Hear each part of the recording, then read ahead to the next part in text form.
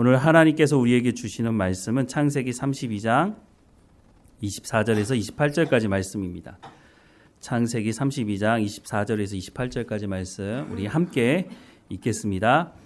야곱은 홀로 남았더니 어떤 사람이 날이 새도록 야곱과 씨름하다가 자기가 야곱을 이기지 못함을 보고 그가 야곱의 허벅지 관절을 치매 야곱의 허벅지 관절이 그 사람과 씨름할 때에 어긋났더라. 그가 이르되 날이 새려하니 나로 가게 하라. 야곱이 이르되 당신이 내게 축복하지 아니하면 가게 하지 아니하겠나이다. 그 사람이 그에게 이르되 내 이름이 무엇이냐? 그가 이르되 야곱이니이다. 그가 이르되 내 이름을 다시는 야곱이라 부를 것이 아니요 이스라엘이라 부를 것이니 이는 내가 하나님과 및 사람과 사람들과 겨루어 이기었음이니라. 아멘. 오늘 본문의 말씀을 우리 다시 한번 같이 읽어보도록 하겠습니다. 같이 읽겠습니다. 야곱은 홀로 남았더니 어떤 사람이 날이 새도록 야곱과 씨름하다가 자기가 야곱을 이기지 못함을 보고 그가 야곱의 허벅지 관절을 치매 야곱의 허벅지 관절이 그 사람과 씨름할 때에 어긋났더라. 그가 이르되 날이 새려하니 나로 가게 하라. 야곱이 이르되 당신이 내게 축복하지 아니하면 가게 하지 아니하겠나이다. 그 사람이 그에게 이르되 내 이름이 무엇이냐? 그가 이르되 야곱이니이다. 그가 이르되 내 이름을 다시는 야곱이라 부를 것이 아니요 이스라엘이라 부를 것이니 이는 내가 하나님과 및 사람들과 겨루어 이겼음이니라. 아멘. 야곱이라는 이름 뜻이 속이는 자, 사기꾼 이런 뜻 아닙니까? 그러니까 사람 이름으로서는 사실 좋은 뜻이 아니죠. 에서의 발목을 잡았다라고 하는 거기서 이제 유래가 되는 이름이기도 했는데요. 아마 오랜 동안 신앙생활 했던 분들 중에는 오늘 본문의 말씀이 낯설지는 않을 겁니다. 오랫동안 신앙생활한 분들은 이 본문을 가지고 설교하는 내용을 한 번 이상은 아마 들어보시지 않았을까 하는 생각을 합니다. 왜냐하면 대부분의 목사님들이 이 본문의 말씀을 가지고 설교하시는 분들이 적지가 않기 때문입니다. 아마 야곱에 대해서 잘 모르시는 분이라 할지라도 오늘 본문의 말씀을 모르시는 분들은 거의 없을 것이라고 생각이 드는데요. 저도 야곱에 대해서 설교하시는 많은 목사님들의 설교를 들어봤는데 그 설교 중에 오늘 본문의 말씀을 가지고 설교하시는 여러 목사님들의 설교를 들은 적이 있습니다. 그렇다면 이 본문의 말씀을 가지고 설교하시는 목사님들 통해서 여러분 들으셨던 그 설교 내용은 어떤 내용이었습니까? 제가 들었던 설교 내용에 공통점이 있더라고요. 그 공통점은 무엇이냐면 야곱과 같이 기도하라는 겁니다. 야곱이 어떻게 기도했습니까?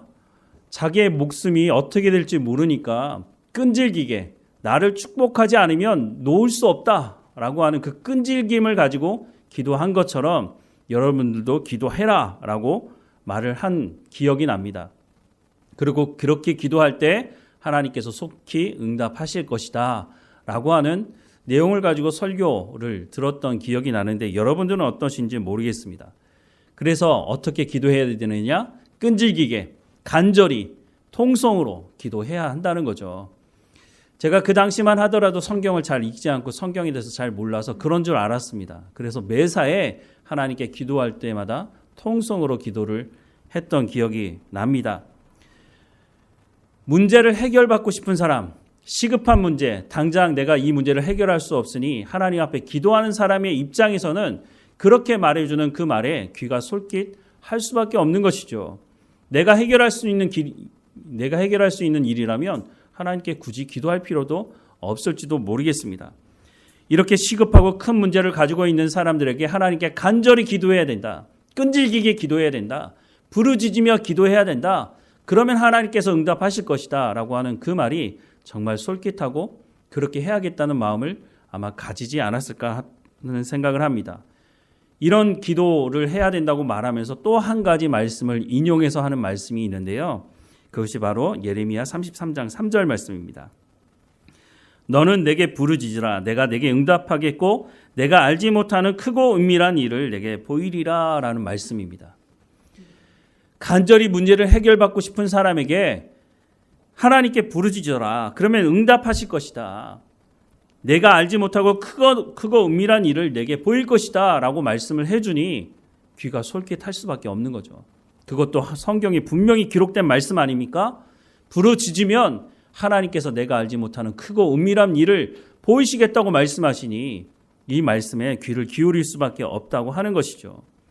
여러분들은 어떻게 이 말씀을 들어오셨습니까?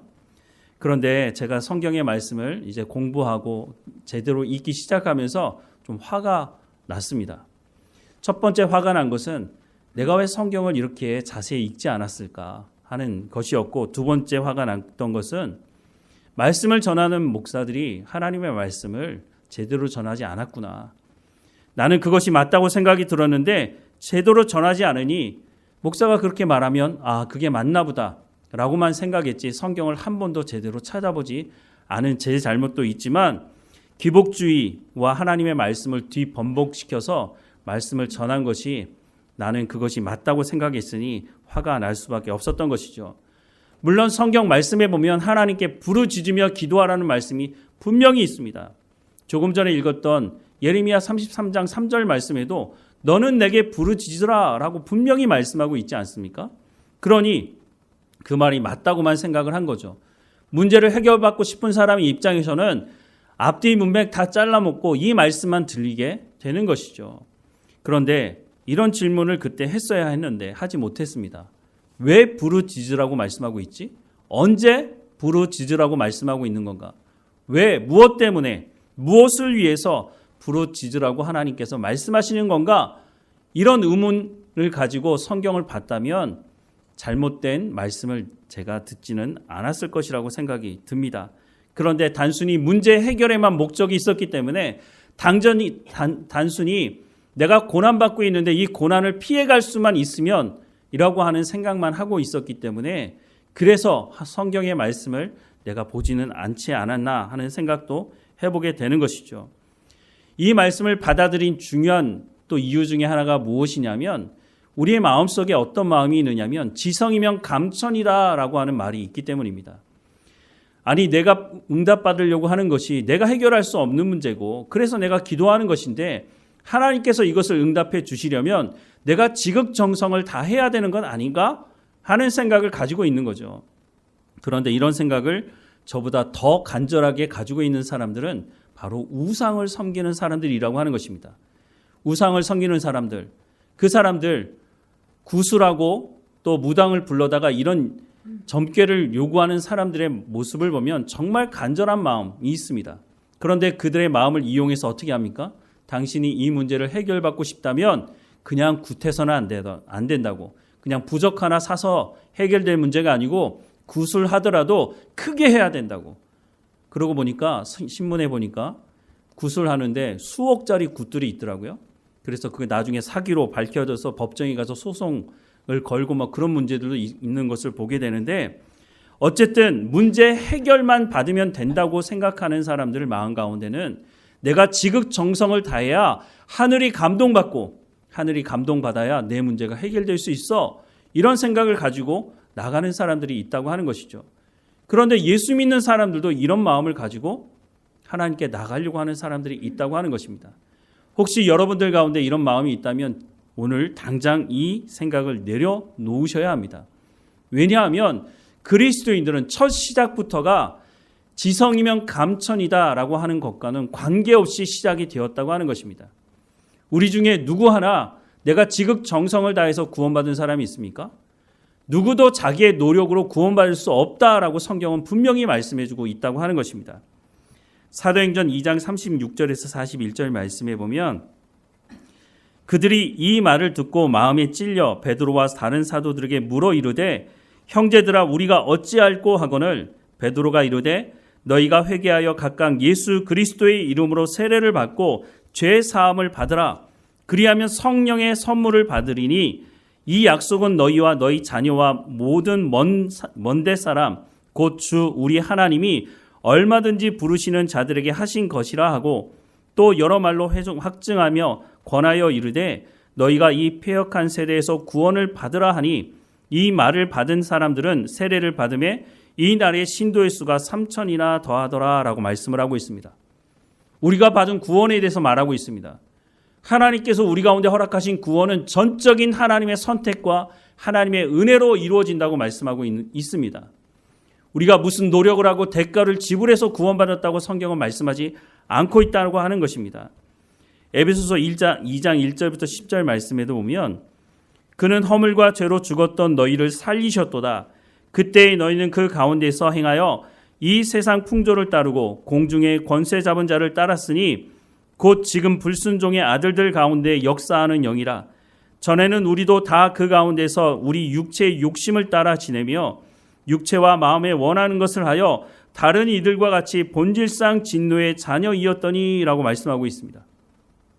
우리가 하나님과 원수된 관계였다는 겁니다. 본질상 진노의 자녀되었던 우리가 노력해서 죄의 문제를 해결할 수 있는 존재가 아니었다고 하는 것입니다. 전적인 하나님의 은혜로 말미암아 우리가 구원받았다고 말씀하고 있는 것이죠. 그래서 말씀을 계속 보면 4절 말씀에 긍휼이 풍성하신 하나님이 우리를 사랑하신 그 큰 사랑을 인하여 허물로 죽은 우리를 그리스도와 함께 살리셨고 너희는 은혜로 구원을 받은 것이라. 또 함께 일으키사 그리스도 예수 안에서 함께 하늘에 앉히시니 이는 그리스도 예수 안에서 우리에게 자비하심으로써 그 은혜의 지극히 풍성함을 오는 여러 세대에 나타내려 하심이라. 너희는 그 은혜에 의하여 믿음으로 말미암아 구원을 받았으니 이것은 너희에게서 난 것이 아니요 하나님의 선물이라. 행위에서 난 것이 아니니 이는 누구든지 자랑하지 못하게 함이라. 우리는 그가 만드신 바라 그리스도 예수 안에서 선한 일을 위하여 지으심을 받은 자니 이 일은 하나님이 전에 예비하사 우리로 그 가운데서 행하게 하려 하심이니라 라고 말씀을 하고 있습니다. 로마서 말씀에도 모든 사람이 죄를 범하였음에 하나님의 영광에 이르지 못한다라고 말씀을 하고 있습니다. 의인은 없나니 하나도 없다라고 말씀하고 있죠. 우리가 어떤 노력과 대가로 구원을 받은 것이 아니라 전적인 하나님의 은혜로 구원받은 것이다 라고 성경은 말씀해주고 있습니다. 그러니 지성이면 감천이다라고 하는 말과 우리와는 사실 관계가 없는 것이죠. 그렇다고 해서 구원받은 우리가 아무렇게나 살아도 된다. 예전과 같이 탐욕을 쫓아 살아가도 된다라고 말씀하는 것은 아닙니다. 우리를 구원하신 그 전적인 하나님의 은혜에 대해서 우리가 부르심에 합당한 삶을 살아가라고 말씀하고 있는 것이죠. 우리가 구원받은 백성으로서의 삶을 이제는 살아가면 된다라고 말씀을 해주고 있는 것입니다. 그러니까 기도할 때도 마찬가지라는 겁니다. 우리가 지성이면 감천이라는 마음을 가지고 기도하고 있다면 우리가 구원받은 것을 우리가 제대로 깨닫지 못하고 있는 것이죠. 우리가 기도라고 하는 것을 뭐라고 말합니까? 하나님과 교제하는 것이라고 말씀합니다. 우상을 섬기는 사람들은 그 사람들이 기도하고 지성이면 감천이라고 말하는 것은 단순히 문제만 해결되면 된다고 생각을 하는 것이지 그들이 귀신과 무슨 친밀한 교제를 하기 위해서 지성이면 감천이라는 말을 사용하고 있지 않다고 하는 것입니다. 우리는 하나님의 전적인 은혜로 구원받은 사람이고 그 구원은 하나님과 인격적인 관계를 위한 구원이라고 하는 것입니다. 그러니 우리 마음 가운데 문제를 해결받기 위해서 지극정성을 다해야 한다고 하는 것은 잘못된 생각이라고 하는 것입니다. 우리가 기도하며 해야 하는 것은 하나님의 부르심에 합당한 삶을 살아가야 한다라고 하는 것을 말씀해 주고 있는 것이죠. 하나님을 우리는 어떤 분이라고 생각하고 있습니까? 하나님은 우리의 문제가 있을 때 문제만 해결해 주는 귀신이나 우상을 섬기는 사람들처럼 우리도 똑같이 하나님을 그렇게 생각하고 있지는 않은지 우리의 모습을 다시 한번 되돌아 봐야 할 것입니다. 로마서 8장 말씀에 보면 32절 말씀에 이렇게 말씀합니다. 자기 아들을 아끼지 아니하시고 우리 모든 사람을 위하여 내주신 이가 어찌 그 아들과 함께 모든 것을 우리에게 주시지 아니하겠느냐라고 말씀합니다. 우리가 알고 있는 하나님, 우리가 알고 있는 예수님이 어떤 분이라고요? 우리의 구원을 위해서 우리가 어떤 대가를 지불하지도 않았는데 하나님께서 예수님께 말씀하고 그 계획을 예수님께서 이 땅에 오셔서 실행하신 분이다라고 말씀합니다. 예수님을 허락해 주신 그 하나님은 모든 것을 허락해 주신 분이다라고 말씀을 해주고 있는 거죠. 여기서 그치지 않습니다. 로마서 8장 말씀 31절 말씀부터 다시 한번 보면 우리 같이 한번 읽어보겠습니다. 그런즉 이 일에 대하여 우리가 무슨 말 하리요? 만일 하나님이 우리를 위하시면 누가 우리를 대적하리요? 자기 아들을 아끼지 아니하시고 우리 모든 사람을 위하여 내주시니가 어찌 그 아들과 함께 모든 것을 우리에게 주시지 아니하겠느냐? 누가 능히 하나님께서 택하신 자들을 고발하리요?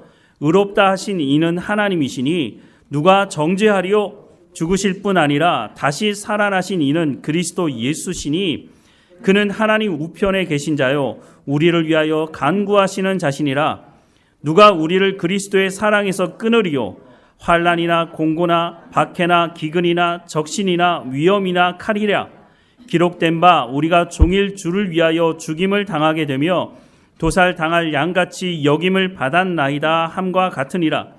그러나 이 모든 일에 우리를 사랑하시는 이로 말미암아 우리가 넉넉히 이기느니라. 내가 확신하노니 사망이나 생명이나 천사들이나 권세자들이나 현재일이나 장래일이나 능력이나 높음이나 깊음이나 다른 어떤 피조물이라도 우리를 우리 주 그리스도 예수 안에 있는 하나님의 사랑에서 끊을 수 없으리라. 아멘. 마지막에 뭐라고 말씀합니까? 우리를 우리 주 그리스도 예수 안에 있는 하나님의 사랑에서 끊을 수 없다라고 말씀합니다. 누구를요? 누구를 하나님의 사랑에서 끊을 수 없다고요? 바로 예배하는 우리를 하나님의 사랑에서 끊을 수 있는 것이 없다라고 분명히 말씀하고 있습니다. 그런데 그 하나님이 우리의 필요를 모르실까요? 그 하나님이 우리의 필요를 몰라서 네가 필요할 때는 지극정성을 다해야 내가 내게 응답하겠다. 하나님 그렇게 말씀하실까요? 하나님은 그런 분이 아니라고 말씀합니다. 다시 한번 38절 39절 말씀을 보면 내가 확신하노니 사망이나 생명이나 천사들이나 권세자들이나 현재일이나 장래일이나 능력이나 높음이나 깊음이나 다른 어떤 피조물이라도 우리를 우리 주 그리스도 예수 안에 있는 하나님의 사랑에서 끊을 수 없다라고 분명히 말씀해주고 있다고 하는 것입니다. 우리가 기도할 때 바로 이 말씀을 기억하고 기도해야 한다고 하는 것입니다. 그런데 간절히 기도하고 응답받기 원하는 그 사람의 마음을 악용해서 기복주의적인 종교적인 열심을 부추기고 있다면 그것은 잘못된 것이죠. 하나님은 그렇게 우리를 그렇게 해서 응답하시겠다고 말씀하지 않으십니다. 그런 사람들 마음 가운데는 하나님이 어떤 분인지에 대한 생각을 별로 가지고 있지 않습니다. 그냥 단순히 문제 해결만 받으면 된다고 생각을 하는 것이죠. 그래서 문제가 있을 때마다 하나님께만 나오는 것입니다. 문제가 있을 때만 하나님께 간절히 기도를 하려고 하는 것이죠. 그래서 평소에 하지 않던 새벽 기도도 해보고 금식도 해보고 그래야 지극정성을 다해야 하나님께서 내게 응답하실 것이라고 생각하는 것이죠. 그런데 하나님은 그렇게 하신다고 말씀하고 있지 않다고 하는 것을 분명히 성경은 말씀하고 있다고 하는 것입니다.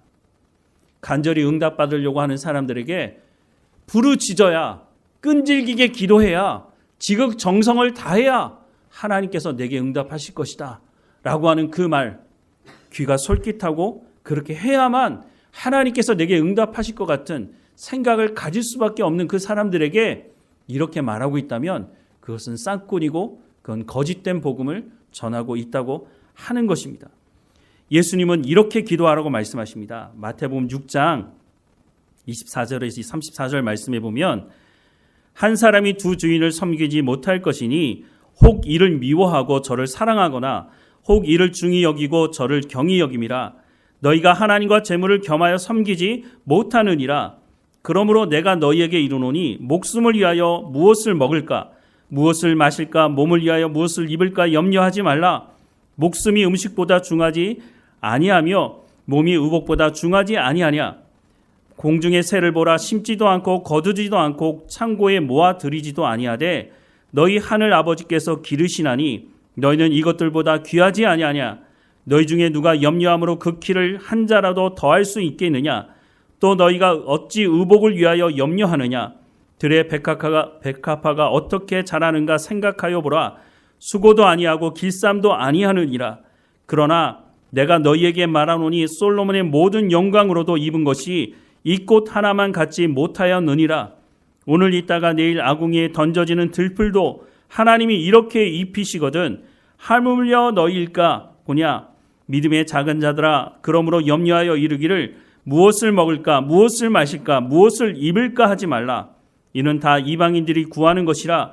너희 하늘 아버지께서 이 모든 것이 너희에게 있어야 할 줄을 아시느니라. 그런즉 너희는 먼저 그의 나라와 그의 의를 구하라. 그리하면 이 모든 것을 너희에게 더하시리라. 그러므로 내일 일을 위하여 염려하지 말라. 내일 일은 내일이 염려할 것이요 한날의 괴로움은 그날로 족하니라 라고 말씀을 하고 있습니다. 하나님의 부름을 받은 사람들, 구원받은 사람들은 어떻게 살라고 말씀하고 있습니까? 33절 말씀을 다시 보면 그런즉 너희는 먼저 그의 나라와 그의 의를 구하라. 그리하면 이 모든 것을 너희에게 더하시리라 라고 말씀을 하고 있습니다. 부름받은 사람들이 어떻게 살아가라고요? 하나님의 나라와 하나님의 의를 구하며 살아가라고 말씀합니다. 이 말씀이 무슨 말씀입니까? 하나님의 말씀을 듣고 하나님의 부르심에 합당한 삶을 가정에서, 삶의 현장에서, 사회에서 살아가라고 말씀하는 겁니다. 그래서 마태복음 5장에 보면 너희는 세상의 소금이라, 너희는 세상의 빛이라고 말씀합니다. 빛이 되라고 말씀하는 것이 아니라, 소금이 되라고 하는 것이 아니라, 너희가 하나님의 부름받은 사람이라면 너희는 소금이고 빛이니까 그에 합당한 삶을 지금부터 살라는 겁니다. 그런데 어떻게 살죠? 어떻게 살아야 소금이고 어떻게 살아야 빛으로 살아가는 거죠? 하나님의 말씀을 듣고 순종하는 삶을 살라는 것입니다. 하나님께서 말씀하신 그 말씀을 따라서 순종하며 살아가는 것이 바로 소금이고 빛으로서의 삶을 살아가는 것이다 라고 말씀을 하고 있는 것입니다. 그런데 이런 사람들에게 하나님의 말씀이 무엇인지를 말해주는 것이 아니라 부르짖어라. 내 문제가 있으면 무조건 하나님께 끈질기게 기도하고 부르짖으면 하나님 응답하실 것이다 라고 말하고 있으니 정말 기가 막힐 노릇인 거죠. 예레미야 33장 3절 말씀을 여러분 알고 계신다면 한 번이라도 예레미야 33장 3절 말씀이 왜 나왔는지를 33장 전체 한 장만이라도 읽어보셨다면 우리가 그런 속임수에 넘어가지는 않았을 것입니다. 예레미야 33장 말씀을 볼까요? 1절 말씀을 보면 이렇게 시작합니다. 예레미야가 아직 시위대 뜰에 갇혀 있을 때에 여호와의 말씀이 그에게 두 번째 임하니라 라고 말씀합니다. 예레미야가 왜 시위대 뜰에 갇혀 있을까요? 예레미야는 이스라엘 백성들에게 회개하지 않으면 성전이 무너지고 너희가 포로 붙잡혀 가게 될 것이다 라고 말을 했습니다. 이스라엘 백성들 중에 누가 예레미야의 말을 귀담아 들었을까요? 회개하고 돌이키라고. 그런데 그 말을 듣는 사람들은 우리가 무슨 문제인데? 우리는 선택된 백성들인데? 저 성전이 저렇게 세워져 있는데? 저 성전이 우리를 지켜줄 건데? 이런 생각을 하고 있는 사람들, 그 사람들은 예레미야가 전하는 회개하고 돌이키라는 말씀을 듣지 않았습니다. 그런데 예레미야가 자꾸 나라가 망할 거다, 회개하지 않으면 성전이 무너질 거다, 이런 말을 하니까 듣기 싫은 거죠. 그래서 잡아 가둔 것입니다. 그때 하나님께서 예레미야를 통해 말씀을 하십니다. 2절 말씀에 이를 행하시는 여호와, 그것을 만들며 성취하시는 여호와, 그의 이름을 여호와라 하는 이가 이와 같이 이르시도다. 너는 내게 부르짖으라. 내가 내게 응답하겠고 내가 알지 못하는 크고 은밀한 일을 내게 보이리라. 이스라엘의 하나님 여호와께서 말씀하시니라. 무리가 이 성읍의 가옥과 유다 왕궁을 헐어서 갈대아인의 참호와 칼을 대항하여 싸우려 하였으나 내가 나의 노여움과 분함으로 그들을 죽이고 그들의 시체로 이 성을 채우게 하였나니 이는 그들의 모든 악행으로 말미암아 나의 얼굴을 가리어 이 성을 돌아보지 아니하였음이라. 그러나 보라, 내가 이 성읍을 치료하며 고쳐 낫게 하고 평안과 진실이 풍성함을 그들에게 나타낼 것이며 내가 유다의 포로와 이스라엘의 포로를 돌아오게 하여 그들을 처음과 같이 세울 것이며 내가 그들을 내게 범한 그 모든 죄악에서 정하게 하며 그들이 내게 범하여 행한 모든 죄악을 사할 것이라. 이 성읍이 세계 열방 앞에서 나의 기쁜 이름이 될 것이며 찬송과 영광이 될 것이요 그들은 내가 이스라엘 이 백성에게 베푼 모든 복을 들을 것이요 내가 이 성읍에 베푼 모든 복과 모든 평안으로 말미암아 두려워하며 떨리라 라고 말씀하고 있습니다. 이게 무슨 말입니까? 이스라엘 백성들이 하나님 말씀을 듣지 않고 회개하고 돌이키지 않으면 하나님 어떻게 하신다고요? 이 땅을 멸망시키겠다는 겁니다. 그리고 그것으로 끝나느냐? 그렇지 않다고 말씀하십니다. 이스라엘 백성들이 바벨론 포로로 붙잡혀가고 난 이후에야 자신들이 무엇을 잘못했는지 알게 되고 회개하고 돌이키게 될 것이라는 겁니다. 그러면 그때 하나님 어떻게 하신다고요? 다시 포로 귀환을 시켜서 이 땅을 새롭게 하실 것이다 라고 말씀을 하고 있습니다. 자, 그렇다면 하나님께서 왜 부르짖으라고 말씀하셨을까요? 여기서 부르짖으라고 하는 이 내용이 뭘까요? 회개하라는 겁니다. 문제가 있는 사람이 그 문제를 해결받기 위해서 부르짖으라는 말이 아니라 너희가 우상을 섬기며 하나님 말씀에 불순종하고 있으니 부르짖으며 너희의 죄악을 통곡하며 회개하라는 것입니다. 그러면 하나님 어떻게 하신다고요? 다시 새롭게 하신다고 말씀합니다. 너희가 알지 못하는 크고 은밀한 일, 그게 뭡니까? 나라가 망할 것이지만 하나님께서 그 나라를 회복시킬 것이라고 하는 그 말씀을 하고 있는 것입니다.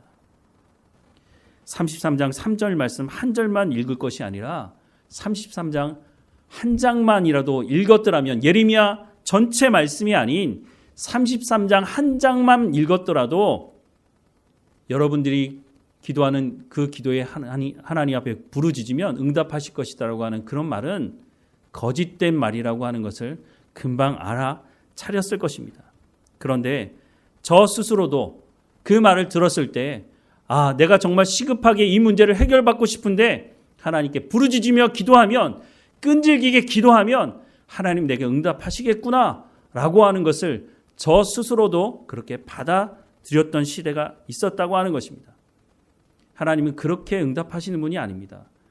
왜 우리를 구원하신, 전적인 은혜로 우리를 구원하신 아들 예수 그리스도를 이 땅에 보내시면서까지 우리를 구원하신 그 하나님을 우상을 섬기며 귀신을 섬기는 사람들과 똑같이 생각하고 그 하나님을 그런 식으로 취급을 하느냐 하는 것입니다. 하나님은 우리에게 그런 분이 아니라고 분명히 말씀해주고 있다고 하는 것입니다. 종교개혁을 했던 종교개혁가들, 그 당시에도 똑같은 생각을 하며 살았던 사람들의 그 마음을 깨트려서 하나님은 그런 분이 아니라고 말한 것 아닙니까? 당시 중세 카톨릭이 어떻게 주장했습니까? 선을 행해야 구원받을 수 있다고. 그 말이 뭡니까? 지극정성을 다해야 하늘이 감동받는다는 그런 취지로 얘기한 것 아닙니까? 하나님은 그런 분이 아닌데 그런 하나님으로 위장시켜서, 그래서 자신들이 가지고 있는 그 기득권과 권력을 유지하려고 했던 것 아닙니까? 사람들은 그 말에 속아서 살아온 것이죠. 그래서 종교개혁가들이 이 문제를 해결하기 위해서 어떻게 해야 된다고 말한 것입니까? 하나님의 말씀으로 돌아가야 한다고 말한 것입니다. 하나님의 말씀을 왜곡시켰기 때문에 이 문제를 해결하는 길은 하나님의 말씀으로 돌아가는 것 말고는 해결할 방법이 없다고, 그래서 오직 말씀으로 라고 주장을 하게 된 것입니다. 오늘 본문도 마찬가지입니다. 오늘 본문의 말씀을 가지고 기복적인 관점을 가지고 말을 전해온 것이죠. 오늘 본문의 말씀을 다시 한번 보면 야곱이 홀로 남았더니 어떤 사람이 날이 새도록 야곱과 씨름하다가 자기가 야곱을 이기지 못함을 보고 그가 야곱의 허벅지 관절을 치매 야곱의 허벅지 관절이 그 사람과 씨름할 때 어긋났더라. 그가 이르되 날이 새려하니 나로 가게 하라. 야곱이 이르되 당신이 내게 축복하지 아니하면 가게 하지 아니하겠나이다. 그 사람이 그에게 이르되 내 이름이 무엇이냐? 그가 이르되 야곱이니이다. 그가 이르되 내 이름을 다시는 야곱이라 부를 것이 아니요 이스라엘이라 부를 것이니 이는 내가 하나님과 및 사람들과 겨루어 이겼음이니라 라고 말씀하고 있습니다. 야곱이 어떻게 하나님과 씨름해서 이길 수 있겠습니까? 하나님이 져주신 것이죠. 그런데 야곱이 끈질기게 이 사람을 놓지 않는 겁니다. 내게 축복하지 않으면 당신을 놓을 수가 없습니다. 이 말이 무슨 말일까요? 야곱이 이제 에서를 만나게 됩니다. 그런데 앞서 우리가 읽지는 않았지만 에서가 400명이나 되는 사람이 이끌고 온다는 소식을 야곱이 들었습니다. 그 소식을 듣자마자 야곱이 이제는 나 죽었구나 이런 생각을 한 거죠. 그러니까 가족들을 다 건너보내고 야곱이 그 자리에 남아서 하나님 날 살려주십시오 라고 말하고 있는 거죠. 그런데 우리가 이 모습을 보면서 참 답답한 생각을 할 수밖에 없는 것이 야곱이 고향을 떠날 때에 하나님께서 이미 약속하신 말씀이 있지 않습니까? 창세기 28장 13절에서 15절 말씀에 보면 또 본종 여호와께서 그 위에 서서 이르시되 나는 여호와니 너의 조부 아브라함이 하나님이요 이삭의 하나님이라. 내가 누워있는 땅을 내가 너와 내 자손에게 주리니 내 자손이 땅의 티끌같이 되어 내가 서쪽과 동쪽과 북쪽과 남쪽으로 퍼져나갈지며 땅의 모든 족속이 너와 내 자손으로 말미암아 복을 받으리라. 내가 너와 함께 있어 내가 어디로 가든지 너를 지키며 너를 이끌어 이 땅으로 돌아오게 할지라. 내가 내게 허락한 것을 다 이루기까지 너를 떠나지 아니하리라 라고 약속하고 있지 않습니까? 그래서 외삼촌 라반 집에 20년 살 동안 하나님께서 함께 하셔서 야곱을 통해서 하나님께서 라반에게도 복을 주시지 않습니까? 그것을 라반도 알았고 야곱도 알았다고 분명히 말하고 있지 않습니까? 20년이 다 되었을 때 하나님께서 야곱에게 고향으로 돌아가라고 말씀하셨고 그 말씀을 알았던 야곱이 식구들을 모아놓고 하나님께서 이렇게 약속하셨다고 그러니 우리가 고향으로 돌아가자고 말을 하기는 했는데 그 다음에 야곱의 행동은 이해가 되지 않습니다. 나반에게 말을 해야죠. 그런데 그렇게 말하지 않고 나반 몰래 도망가듯이 고향으로 돌아가게 됩니다. 그 과정 속에서도 하나님께서 나반에게 말씀하십니다. 너 선악 가운데 나반에게 야곱에게 간섭하지 마. 야곱에게 아무 말도 하지 마. 라고 하나님께서 말씀하시죠. 하나님의 말씀을 야곱이 듣지를 않으니까 나반을 통해서도 말씀하는 거죠.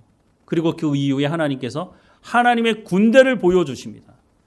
에서를 만나는 그 두려움 가운데 쌓여있는 그 야곱에게 하나님의 군대까지 보여주시님에도 불구하고 야곱은 여전히 불안해하고 자기의 방법을 사용하게 됩니다.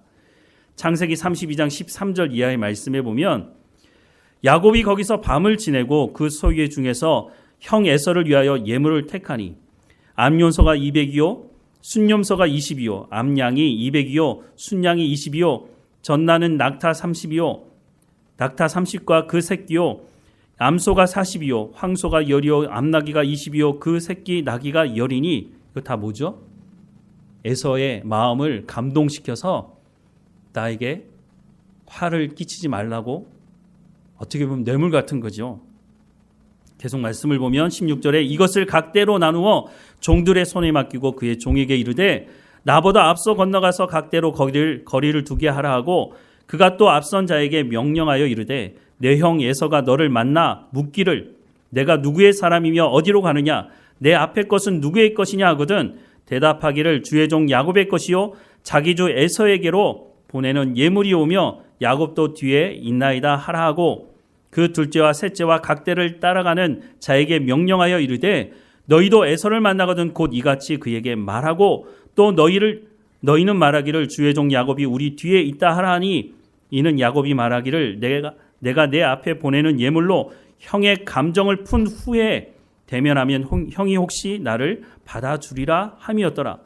그 예물은 그의 앞서 보내고 그는 무리 가운데서 밤을 지내다가 밤에 일어나 두 아내와 두 여종과 11 아들을 인도하여 야복 나루를 건널세 그들을 인도하여 시내를 건너가게 하며 그의 소유도 건너가게 하고 야곱은 홀로 남더니 어떤 사람이 날이 새도록 야곱과 씨름하다가라고 말씀을 하고 있습니다. 이 말씀을 보면 과연 야곱이 하나님의 언약의 말씀을 알고는 있는 건가? 정말 하나님께서 약속하신 그 약속의 말씀을 믿고는 있는 건가? 하는 생각을 안 해볼 수가 없습니다. 그런데 앞서 말씀을 보면 야곱이 하나님의 말씀을 모르지는 않는 것 같습니다. 그런데 하나님의 말씀을 모른다고 말할 수 없는 상황임에도 불구하고 하나님께서 여러 차례로 말씀을 해주심에도 불구하고 야곱이 선택한 방법은 하나님의 약속의 말씀을 순종하는 것이 아니라 여전히 자기가 써왔던 방법을 사용하고 있다고 하는 것을 보게 되는 겁니다.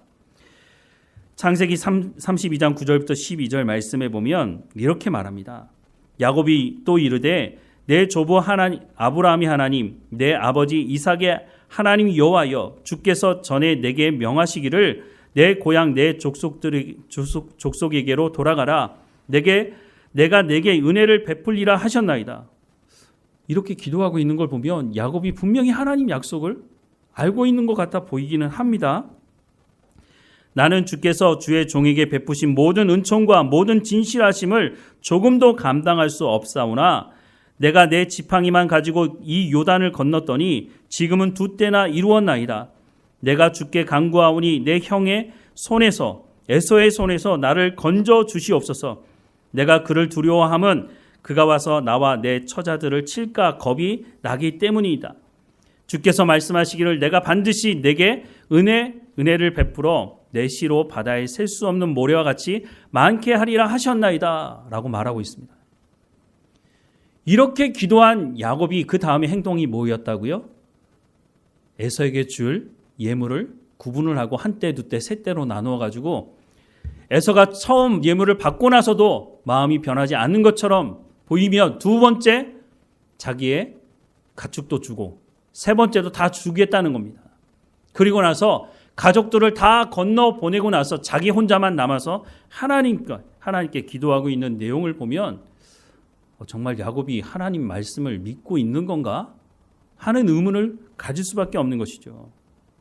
사랑하는 여러분, 하나님은 말씀하신 것을 반드시 이루는 분이십니다. 야곱의 삶 속에서 야곱은 이것을 경험하고 지금까지 와 있습니다. 그런데 그 야곱이 행동하는 모습 속에는 정말 하나님의 말씀을 믿는 건가? 라고 하는 의문을 가질 수밖에 없는 행동을 여전히 하고 있다고 하는 것입니다. 초대교회 때 박해를 받고 순교했던 성도들, 그 성도들이 죽음 앞에서 찬송하며 그 죽음을 받아들였습니다. 그들은 그 죽음 앞에서 왜 두려워 떠는 모습이 아니라 찬송하며 그 죽음을 받아들일 수 있었을까요?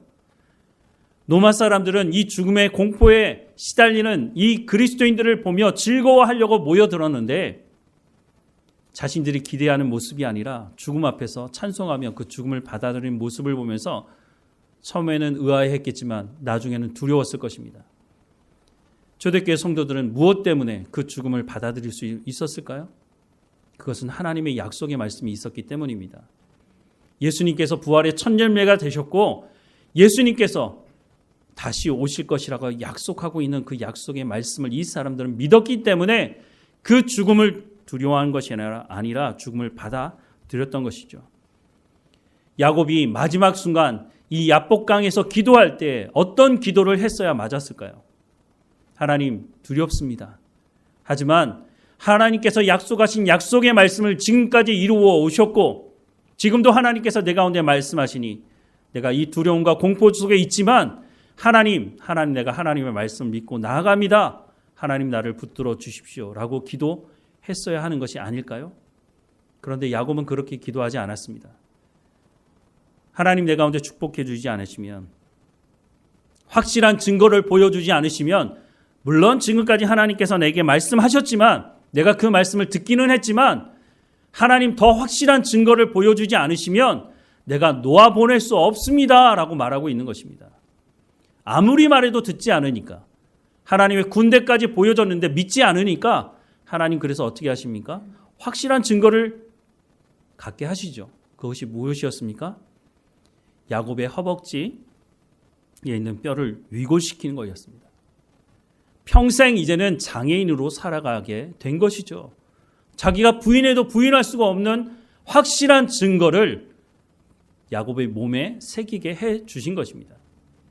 사랑하는 여러분, 끈질기게 기도해야, 부르짖어 기도해야 하나님 응답하신다라고 한 그 결과가 뭐였습니까? 야곱의 장애인으로 살아가게 된 것입니다. 여러분, 그렇게 응답받고 싶으십니까? 하나님은 그런 분도 아니시지만 하나님은 문제만 해결하려고 우리 가운데 은혜를 베푸신 분이 아니라고 하는 것을 말해주고 있습니다. 우리가 기도하는 것은 하나님과 더 친밀한 교제 가운데 나가기 위한 것입니다. 부르짖는 사람들은 물론 자기의 문제가 시급하기 때문에 부르짖을 수도 있죠. 그런데 부르짖기만 하면 들을 수가 없다는 거 아십니까? 내가 부르짖기만 하면 하나님께서 말씀하실 때 그 소리가 들리지 않는다는 것 모르십니까? 우리가 기도할 때 듣는 기도를 해야 하는 것입니다. 하나님께서 약속하신 그 약속의 말씀을 붙들고 하나님 이렇게 말씀하지 않으셨냐고, 우리가 부르짖지 않아도 하나님께서 약속하신 그 약속의 말씀을 우리가 붙들고 있다면 하나님 이렇게 말씀하셨는데 내 가운데 하나님 말씀하시는 것이 무엇입니까? 라고 하나님께 말씀해 달라고 내가 듣겠습니다 라고 해야 하는 것이죠. 우리가 앞서 봤던 로마서 8장의 말씀 뭐라고 말씀하고 있습니까? 내가 확신하노니 사망이나 생명이나 천사들이나 권세자들이나 현재일이나 장래일이나 능력이나 높음이나 깊음이나 다른 어떤 피조물이라도 우리를 우리 주 그리스도 예수 안에 있는 하나님의 사랑 안에서 끊을 수가 없다라고 분명히 말씀하고 있습니다. 그것이 바로 하나님이 우리 가운데 하시는 말씀이라고 하는 것입니다. 우리 가운데 어떤 고난이 있습니까? 어떤 문제가 있습니까? 그것을 가지고 하나님께 나가서 기도할 수 있습니다. 하지만 더 중요한 것은 하나님께서 우리 가운데 베푸신 그 구원이 어떻게 이루어졌는지, 그 구원을 허락하신 그 하나님이 어떤 분이신지, 성경을 통해서 하나님이 어떤 분이신지를 우리가 분명히 알아야 우리가 하나님께 기도하며 친밀한 교제하는, 인격적인 교제하는 관계로 나아갈 수가 있다고 하는 것입니다. 그렇지 못하고 그냥 부르짖고 문제 해결만 해주시면 됩니다 라고 말하고 그렇게 생각을 한다면 우리는 평생 신앙생활하면서 유치한 신앙생활을 할 수밖에 없을 것입니다. 그냥 하나님은 내가 문제가 있을 때 해결해 주시는 분이기만 하면 돼. 그러면 평생 살면서 우리의 신앙은 자라가지 못할 것입니다. 하나님은 우리를 부르셔서 그리스도의 장성한 분량까지 이르게 하시겠다고 약속하고 계십니다. 우리가 그 자리 가운데 나가기 위해서 중요한 한 가지를 해야 되는데 그것은 하나님의 말씀을 하나님의 말씀을 붙들고 하나님 앞에 엎드려 기도하는 것입니다. 하나님께서 우리 가운데 말씀하시는 것을 듣고 순종하는 것입니다. 우리의 삶 가운데 하나님께서 말씀하시는 약속의 말씀이 무엇인지를 제대로 알고 우리의 삶이 오늘보다 내일이, 올해보다 내년이 더욱 성숙해가는 그리스도인으로서 하나님 주시는 말씀을 제대로 깨닫고 살아가는 우리의 삶이 되기를 주님의 이름으로 축원합니다. 우리 다 함께 결단의 찬송 이후에 결단의 기도를 드리겠습니다.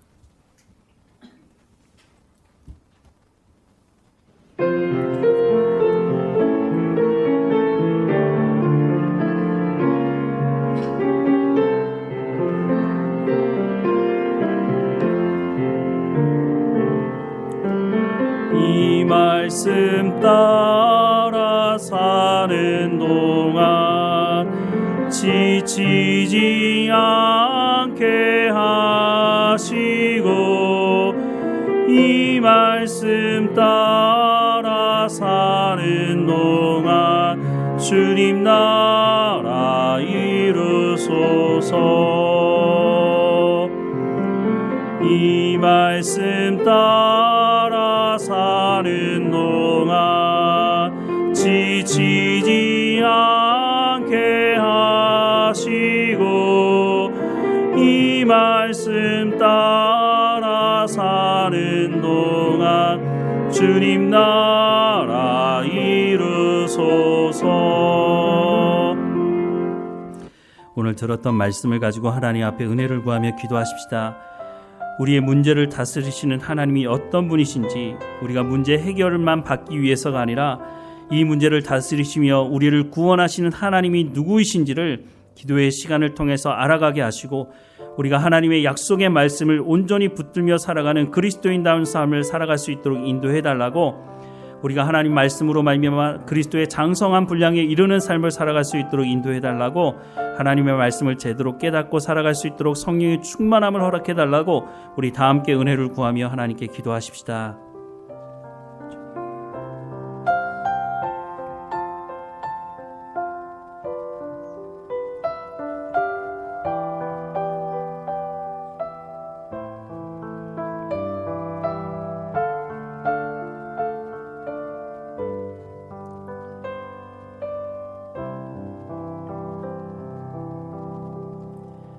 사랑하는 하나님, 세상 사람들이 구하는 것처럼 먹는 것, 입는 것, 마시는 것을 위해서만 구하는 우리의 삶이 되지 않도록 먼저 주님의 나라와 주님의 의를 구하라고 말씀하시니 우리가 하나님의 전적인 은혜로 말미암아 구원받았으니 그 구원에 합당한 삶을 살아갈 수 있도록 우리가 우리 가운데 성령의 충만함을 허락해 주시고 그 성령을 통해서 하나님의 말씀을 깨달아 알게 하시고 우리가 하나님의 말씀을 깨달아 알므로 하나님과 더 친밀한 교제 가운데 인격적인 교제를 하며 그리스도의 장성한 분량에 이룰 수 있도록 우리의 신앙이 자라갈 수 있도록 은혜를 허락해 주옵소서. 하나님, 우리 가운데 필요를 채우시고 우리를 인도하신다고 말씀하시는데 우리가 그 필요에만 목매달고 살아가는 사람들이 아니라 하나님, 우리가 살아가는 삶의 현장에서 우리가 소금의 역할을 또한 빛의 역할을 감당함으로 우리의 삶을 통해서 세상 사람들이 하나님이 누구이신지를 알고 우리의 그 착한 행실을 통해서 하나님 아버지께 영광을 돌리는 우리의 삶이 될 수 있도록 은혜를 허락해 주옵소서.